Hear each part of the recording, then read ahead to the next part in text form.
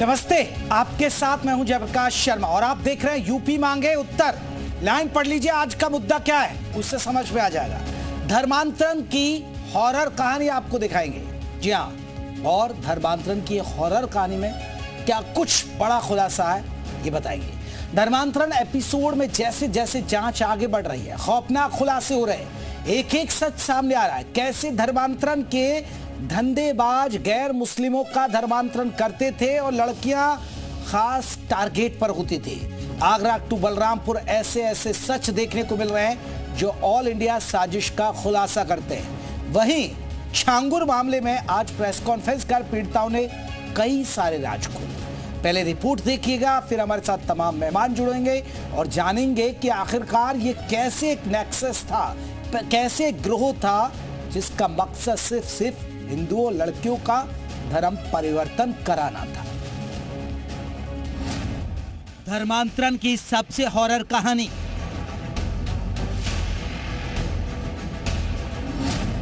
अल्लाह, हिंदू लड़की और कुर्बानी। मारपीट की गई, मुझे जान से मारने के लगातार सऊदी से धमकियां आ रही हैं। और जो गांव गाना खंडी के अंदर जो इसके छांगुर के गुर्गे हैं, फरमान वगैरह जो छांगुर के गुर्गे हैं, जितने भी मेरे साथ मारपीट कर रहे हैं। कन्वर्जन के लिए ऑपरेशन उम्मत।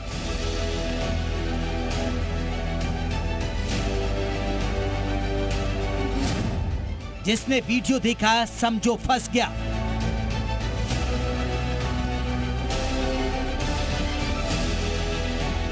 ये जो है गाड़ी का नंबर है जिससे उतरौला मुझे ले जाया गया था, बलरामपुर ले जाया गया था इस गाड़ी से मुझे, जहाँ पे जो छांगुर का कब्रिस्तान है जिसका राज खोला था।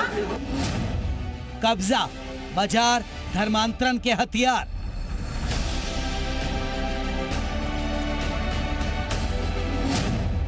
कन्वर्जन एपिसोड का हर चैप्टर डिकोड।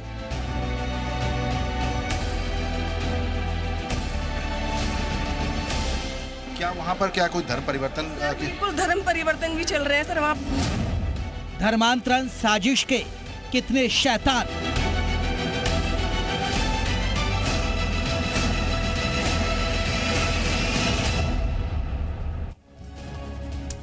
तो इसी मुद्दे पर हम बात करेंगे और कैसे कैसे आपको बता दें कि अब नए नए राज खुल रहे हैं और तमाम मेहमान हमारे साथ जुड़ेंगे। उन मेहमानों का मैं जल्दी से आपको परिचय करा दूं, कौन कौन खास मेहमान रहेंगे। और आपको बता दें इस मुद्दे पर एक सबसे बड़ी बात है कि छांगुर केस में ये बात सामने आई कि 250 से भी ज्यादा पीड़ित सामने आ रहे हैं। पुराने लोग अपने अपने लोगों को तलाश रहे हैं, जिनकी बेटियां घर से खो गई थी पहले, जो लापता हो गई थी, अब उनके कनेक्शन कहीं ना कहीं छांगुर से जुड़ते नजर आ रहे हैं और वो अपनों की तलाश में भटक भी रहे। तो हमारे साथ कौन कौन खास मेहमान रहेंगे, मैं मेहमानों का परिचय करा दूं। राजेश चौधरी है, आपको बता दें बीजेपी के प्रवक्ता है और विधायक भी है, वो हमारे साथ जुड़ गए। चौधरी साहब बहुत बहुत स्वागत है। अशोक यादव, आपको बता दें समाजवादी पार्टी के प्रवक्ता, वो भी हमारे साथ जुड़ गए। हाजी नाजिम खान है, प्रवक्ता है मुस्लिम महासभा के, वो भी हमारे साथ जुड़ गए। हमारे साथ गोपाल राय, अध्यक्ष है विश्व हिंदू रक्षा परिषद की तरफ से, गोपाल राय जो लगातार इस मुहिम में लगे हुए हैं। साध्वी गीतांबा हिंदू धर्मगुरु है और हमारे साथ वो जुड़ गए। पीड़िता भी हमारे साथ एक जुड़ गई है, उनका रुख करेंगे। तमाम मेहमान हमारे साथ जुड़ गए। जल्दी से एक पीड़िता का मैं रिएक्शन ले लेता हूं। मैडम जरा बताइएगा छांगुर के बारे में, छांगुर के इस नेक्सस के बारे में। अब आगरा में भी इस तरह का मामला सामने आया है, इसे आप कैसे देखती हैं? आप मानती है कि एक पूरा ग्रोह है जो यूपी में फैला हुआ था? आप मुझे सुन पा रही हैं? अनम्यूट कर लीजिए आप अपना मोबाइल से, आप अनम्यूट कीजिएगा अपने आप को। मैडम आप सुन पा रही हैं? हेलो। हाँ जी, रखिए अपनी बात रखिए। नमस्कार सर जी। सवाल दोबारा कीजिए सर। साउंड में नहीं, मैं जिस तरह भी आगरा में खुलासा हुआ, फिर छांगुर पहले आया, अब आगरा से भी एक गिरोह का पता चला है। क्या आप मानती है कि ये एक ही गिरोह है और ये कहीं ना कहीं एक टारगेट करके हिंदू लड़कियों को टारगेट किया जा रहा है? देखिए सर, ये दिखने में दो टीम दिख रही है पर टीम एक ही है। ये A1 B1 इनका लिंक जो पाकिस्तान से है और जो नेपाल से है। ये जो आगरा की जो टीम पकड़ी गई है, ये छांगुर का इनका एक ही गिरोह है। हालांकि नाम अलग दे दिए गए हैं, व्यक्तियों के नाम अलग रखे हैं, काम तो इनका एक ही है, धर्मांतरण का सर। सेकंड कोई है ही नहीं। इन्होंने तो सऊदी में थे जब भी बोल दिया था कि 2047 में हम इसे इस्लामिक मुल्क बना देंगे। ये बात मैं बताई भी थी पहले, और वही कर रहे हैं ये लोग। इनका काम ही है, इनका बड़ा है। नहीं, आपको लगता है कि बहुत ज्यादा लड़कियों को टारगेट किया गया? क्योंकि गोपाल राय जी भी है हमारे साथ, उन्होंने बताया कि 250 से भी ज्यादा पीड़ित लोग उनके साथ जुड़ चुके अब तक, वो सामने आ चुके, इनके संपर्क में है। जी जी बिल्कुल, गोपाल राय जी बिल्कुल राइट बोल रहे हैं। 250-300 लड़कियां जो हैं इस कांटेक्ट में आ चुकी हैं, जिनका धर्म परिवर्तन करवा के जो विश्व हिंदू रक्षा परिषद के पास आई हैं अपनी तकलीफें लेके। और जो 1500-1600 लड़कियों को इन्होंने कन्वर्जन करवाया है, और 5 से 6 लड़कियां मिसिंग है, जैसे आशा नेगी है, प्रिया त्यागी है। और मेरी तो सरकार से मांग है सर, जो छांगुर के घर में कब्रिस्तान है उसकी खुदाई की जानी चाहिए, और जो उसके अंदर हड्डियां मिल रही हैं, वो जो हड्डी है जो उनकी फैमिली वाले लोग हैं, उनका जो है डीएनए मैच किया जाए। चलिए मैम, मैं आपके पास लौटूंगा, हमारे साथ और भी मेहमान हैं। अशोक यादव जी, जिस तरह के नए नए मामले आ रहे हैं, जिस तरह के नए नए खुलासे आ रहे हैं, 2 शब्द आप रखेंगे इस बात पर? आगरा में भी अब देखिए एक नेक्सस हुआ, और एक विशेष समुदाय की बात आती है। बहन जो यहाँ पे हैं, जिसको आपने कनेक्ट किया है प्रोग्राम में, उसके साथ मेरी पूरी सिंपैथी है, और इसके साथ जितनी भी इस तरह की पीड़िताएं हैं सबके साथ हमारी सिंपैथी है। और मैं समझता हूँ कि जितना दोषी छांगुर बाबा है, उतना ही दोषी योगी जी और मोदी जी की सरकारें भी इसकी। आप इस चीज से डिनाई नहीं कर सकते कि जो सरकार, हमारे मुख्यमंत्री जी के गृह जनपद के बगल में 165-70 किलोमीटर दूर बैठा हुआ बाबा कम से कम इतना सालों से इतना बड़ा रैकेट चला रहा था, लोकल इंटेलिजेंस यूनिट कर क्या रहे? आप सवाल हमारे देश की, प्रदेश की जनता पूछ रही है कि अगर वो विदेश में लड़कियां भेज रहा था या विदेश से पैसे मंगा रहा था, इसके लिए तो केंद्रीय एजेंसियां ना जयप्रकाश भाई, अब इसके लिए केंद्रीय एजेंसियां ईडी है, enforcement director, financial intelligence unit है, इसके लिए एसटीयू है जो एनएचए के अंतर्गत आता है, एंटी ह्यूमन ट्रैफिकिंग यूनिट है सेंट्रल गवर्नमेंट की। ये तमाम एजेंसियां हैं, ये एजेंसियां कर क्या रही? ये सवाल तो बनता 14 से मोदी जी हैं और 17 से योगी जी हैं, और इन दोनों एजेंसियों के बीच में ये बाबा बैठ करके अगर धर्मांतरण करा रहा था और इतना बड़ा रैकेट चला रहा था, किसके सर पर चला रहा था? इसके लिए अशोक जी चलिए, मैं अशोक जी इस पर जवाब ले लेता हूं। राजेश चौधरी हमारे साथ जुड़े हुए हैं, बीजेपी के प्रवक्ता भी है, विधायक भी है। राजेश जी, ये तो अब मामला आपने देखा छांगुर का, बलरामपुर, अब आगरा, ये तो आपके ही नजदीक पहुंच गया इलाका, और सबसे बड़ी बात है कि इस तरह के मामले लगातार खुलासे पे खुलासे हो रहे हैं। अब अशोक यादव साहब तो कह रहे हैं कि बीजेपी ही जिम्मेदार है, और वाकई में ये फेलियर तो आपका ही रहा होगा ना। ठीक है, अब आपने पकड़ लिया, लेकिन इतना बड़ा खुलासा इतने वक्त तक कहां रहे फिर आप लोग? देखिए, छांगुर वहां लगभग 20 साल से ये एक्टिविटीज कर रहा था। धीरे धीरे करके उसने अपना नेटवर्क बढ़ाया। आप कई बार उस पर डिबेट भी कर चुके हैं, मैं उस विषय में नहीं जाऊंगा, पर मेरा ये कहना है कि यदि देश के अंदर नरेंद्र मोदी जी की सरकार नहीं होती और उत्तर प्रदेश के अंदर योगी जी की सरकार नहीं होती, और ये जो प्रवचन करने वाले लोग हैं इनकी सरकार रही होती, तो ये उसको, छांगुर को संरक्षण दे रहे होते। ये जो लड़कियां आकर के आज खुलासे कर रही हैं, सरकार जिस तरह से कहर बन करके इन अपराधियों पर टूट रही है, वो आज ये नहीं होता दिख रहा था, खुलता भी नहीं केस। कितने केस ऐसे होंगे जो उनकी सरकार के समय पे दब गए होंगे। और ये कोई सामान्य एक्टिविटी नहीं है जी। गजबाए हिंद करना, इस देश का इस्लामीकरण करना, इस लक्ष्य को लेकर के ये काम कर रहे हैं, विदेश के चंदे पे ये पल रहे हैं, ये राष्ट्रद्रोह की श्रेणी में आता है। ये भारत माँ के साथ गद्दारी की श्रेणी में आता है, और गद्दार को जो सजा मिलनी चाहिए सरकार वही सजा इन लोगों को देगी। एक व्यक्ति नहीं बचेगा नेटवर्क का जिसको कानून के कटघरे में ना ला करके खड़ा करें। आज सरकार पूरी गंभीरता के साथ इसकी जांच कर रही है, इसके विदेशी कनेक्शंस को देख रहे हैं, इसमें कहां से फंडिंग हुई, कैसे आया, ईडी इस पे लगी हुई है, सीबीआई को इस पे लगाया हुआ है। उत्तर प्रदेश सरकार पूरी तरह से गंभीरता पूर्वक उत्तर प्रदेश की पुलिस काम कर रही है। और आगरा का जो केस खुला है, वो यदि योगी जी की सरकार नहीं होती तो खुलता नहीं खुलता जी। किसी की मजाल थी, क्योंकि इनको तो तुष्टिकरण की नीति अपनानी है, इनको तो वही मुगलों के वंशजों के वोट चाहिए।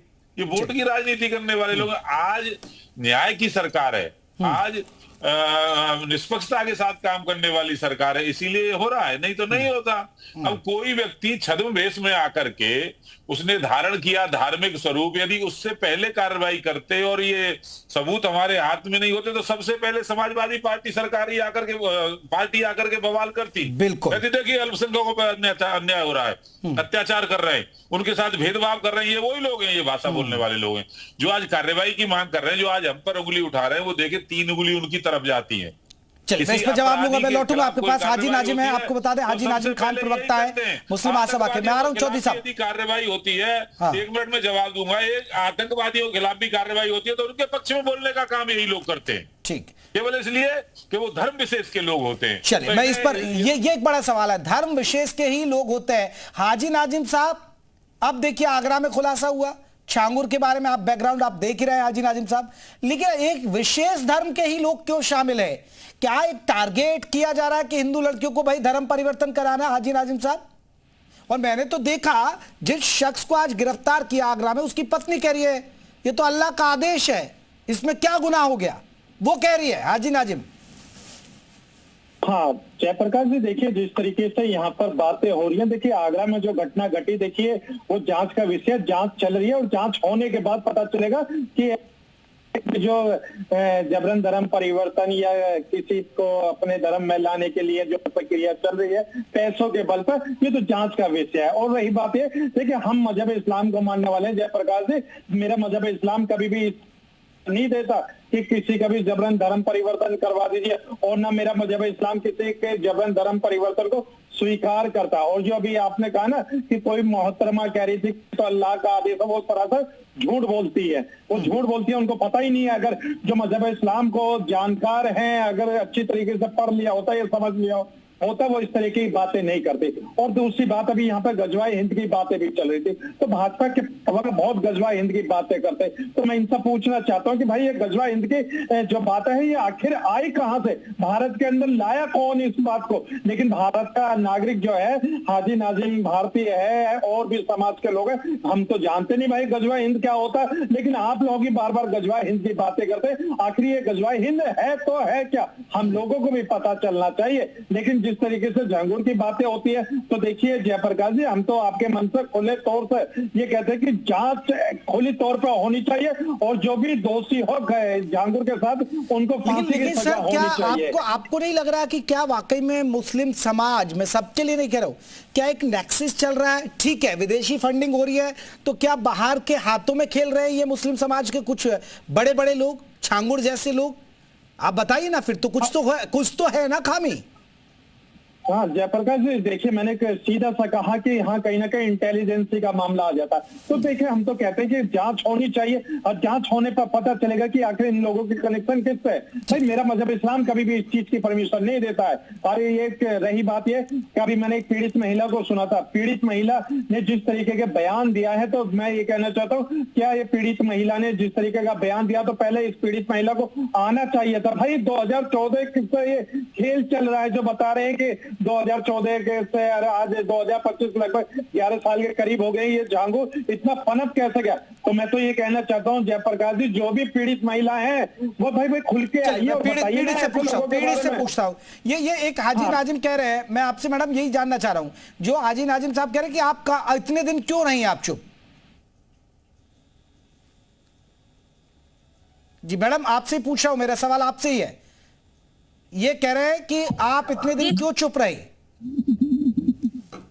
मैं चुप नहीं रही, मैं लगातार लड़ाई लड़ रही। मैं अश्लील वीडियो के आधार पे इन लोगों ने ब्लैकमेल किया। ये जिहादी लोग हैं, ये अपनी बहनों की इज्जत नहीं करते, हमारी क्या इज्जत करेंगे सर? ये इनको ये पूछिए, ये अपनी बहन को बख्शते हैं क्या? मैं फिर बोल दूंगी मौलाना जी को बुरा लग जाएगा।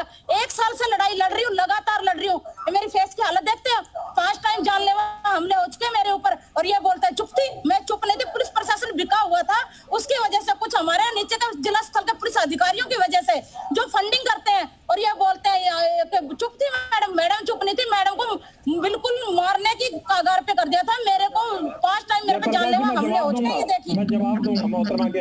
हाँ जयप्रकाश जी, हाँ मैं ये कहना चाहता हूँ, जो अभी मैं पीड़ित को सुन रहा था तो कहीं ना कहीं ऐसा लग रहा है कि यहाँ पे प्रशासन सामने होना चाहिए था। जो प्रशासन की लाचारी है वो मोहतरमा बता रही है, तो यहाँ पर भाजपा के प्रवक्ता राजेश जी को जवाब देना चाहिए। भाई मैं इस पर जवाब, वो तो यही कह रहे हैं ना, वो इस पर जवाब लेकिन नहीं, बिल्कुल गोपाल राय जी, देखिए एक सवाल उठता है, आज खुलासे हो रहे, आज पकड़े जा रहे, ठीक है। राजेश चौधरी जी कह रहे हैं कि देखिए हमने तो पकड़ लिया, सपा की सरकार होती तो ये नहीं था। लेकिन गोपाल जी आप भी तो मानेंगे, आपके साथ जो तमाम पीड़ित आ रहे वो यही कह रहे हैं कि पुलिस ने उनकी नहीं सुनी, वो चक्कर काटते रहे। ये तो आप कबूल करेंगे ना गोपाल जी? मैं आपको बताना चाहता हूं 23 जून को कुछ पीड़ित मेरे यहाँ आए थे। वो ऐसे पीड़ित थे, उन्होंने बताया कि छांगुर बाबा उर्फ जमालुद्दीन ने बहुत बड़ा हजारों लोगों का धर्मांतरण किया है। फिर हमें विश्वास नहीं हुआ, तो विश्वास न होने के कारण मैं 24 जून को अपने 20 गाड़ियों से लगभग 100 लोगों की संख्या में मैं उतरौला पहुंचा, बलरामपुर डिस्ट्रिक्ट में, जहां इनका घर था। घर देखने के बाद मुझे पता चला एक फकीर आदमी इतनी बड़ी कोठी कैसे तैयार कर लेगा। फिर मैं वहां 2-2.5 घंटे उस क्षेत्र में घूमा, तो लोगों ने कहा साहब ये बहुत बड़ा रैकेट इसका है और हजारों लोगों का अगला जो है धर्मांतरण करा चुका है। इसके नेटवर्क। गोपाल जी पहले तो मेरी सवाल का जवाब दीजिए ना, ये तमाम जो पीड़ित आए इन्होंने यही तो बताया होगा ना कि पुलिस की मदद नहीं मिली। बिल्कुल आप सही करें, मैं वो भी जवाब दे रहा हूं।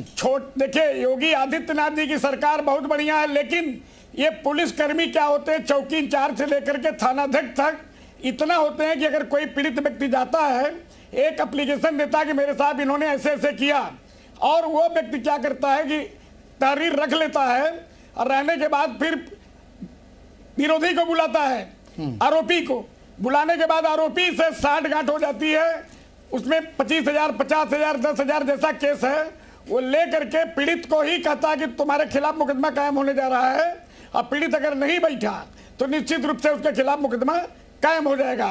जैसे छांगुर बाबा जब कर रहा था, तो जो लोग धर्मांतरण करने पर तैयार नहीं थे, तो धारा 156(3) के तहत वो निश्चित रूप से मुकदमा कायम कराता था, जिसमें डायरेक्ट आदेश होता था। राजेश उपाध्याय नामक लिपिक जो न्यायालय में काम करता था।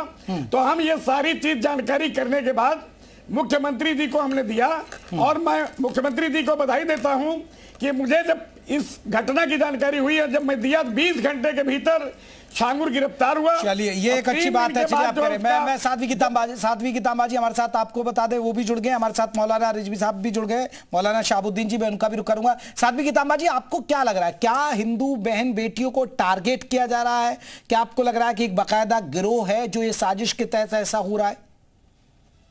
नहीं, टारगेट भी है और इनका गिरोह भी है। बिना गिरोह का तो ये चलते नहीं है, इनका तो हर जगह गिरोह है। और अभी जो ये जांच वांच बैठी है उसमें सब कुछ खुलकर के सामने आएगा।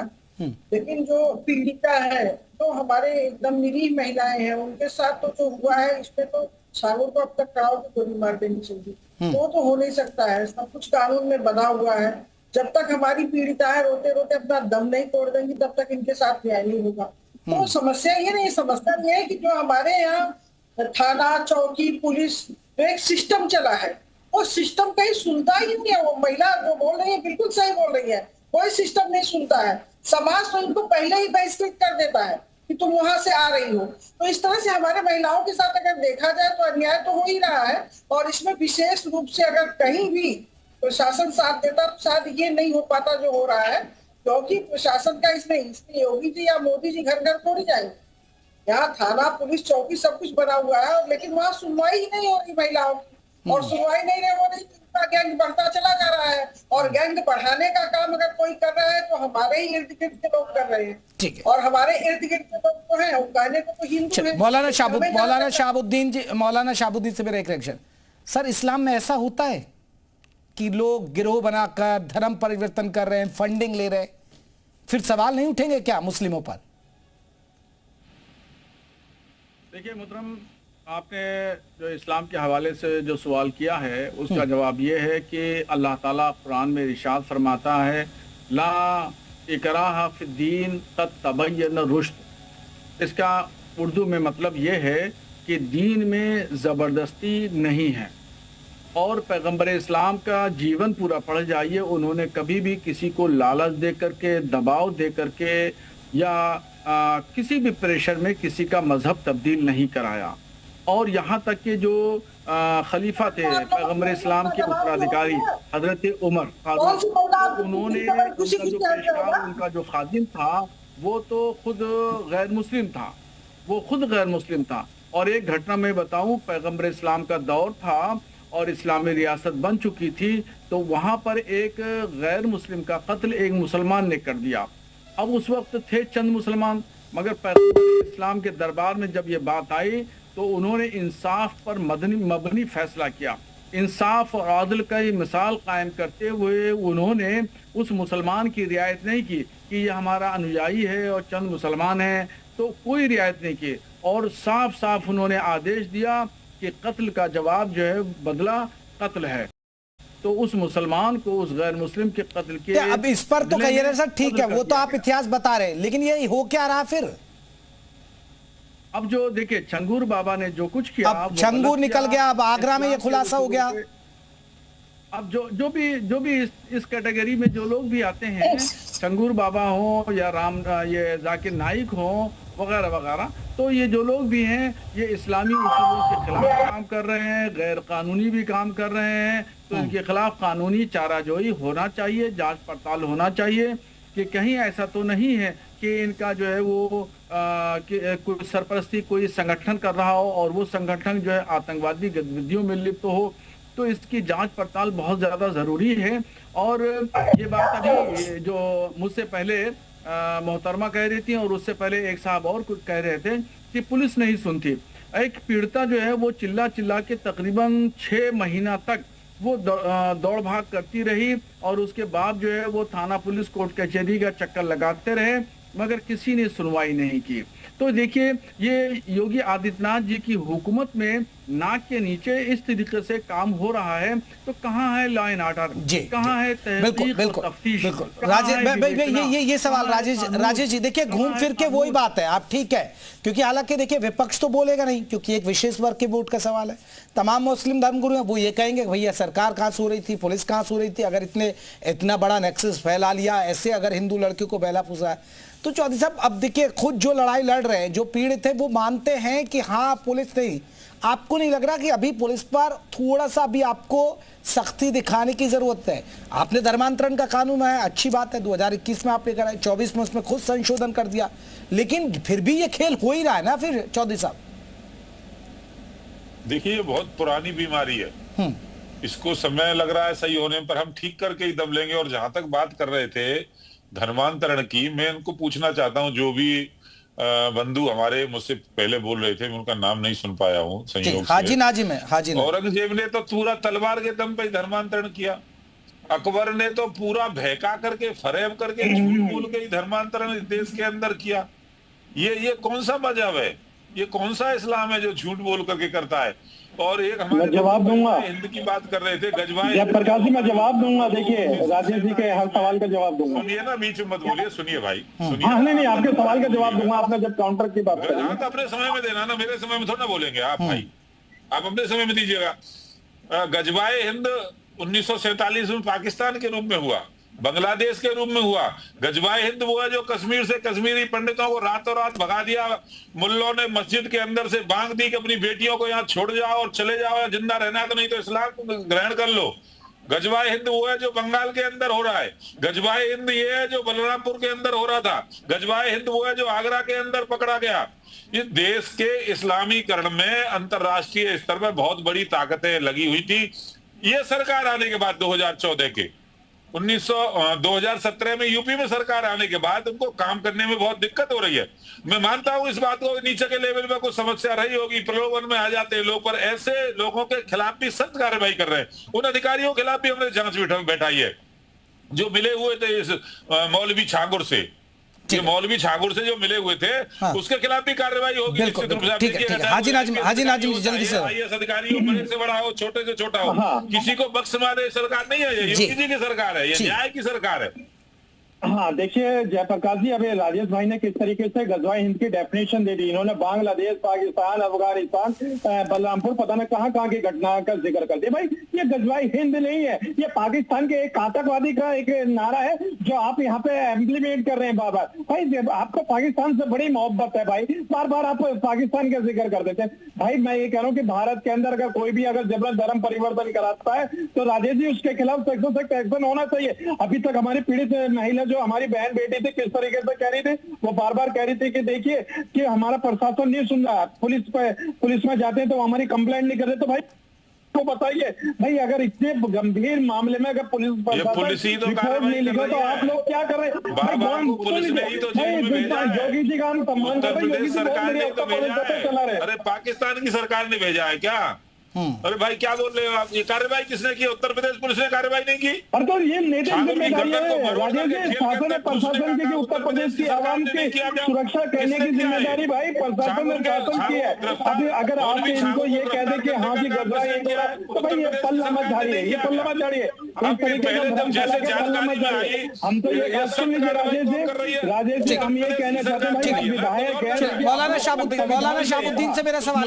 ठीक है राजेश जी, हाजी नाजिम, ठीक है हो गई बात, ठीक है हाजी नाजिम हो गई बात। मौलाना ठीक है राजेश जी रुकेगा। हाँ अब मौलाना साहब मेरा एक आपसे सवाल, मौलाना शाहबुद्दीन रिजवी साहब मेरा आपसे ये सवाल है, कभी आपने सुना कोई हिंदू धर्म का कोई ऐसा गिरोह कि भाई मुस्लिमों को जबरदस्ती कोई धर्म परिवर्तन, कोई लोभ लालच के, ये भी जो धर्म परिवर्तन की या तो कोई ईसाई मिशनरी काम करती है या फिर मुस्लिम पकड़े जाते हैं, ये चिंता का विषय नहीं है क्या? और फिर हिंदू संगठन सवाल उठाए, सरकार एक्शन ले तो आप कहते हैं विशेष वर्ग को टारगेट कर रहे हैं।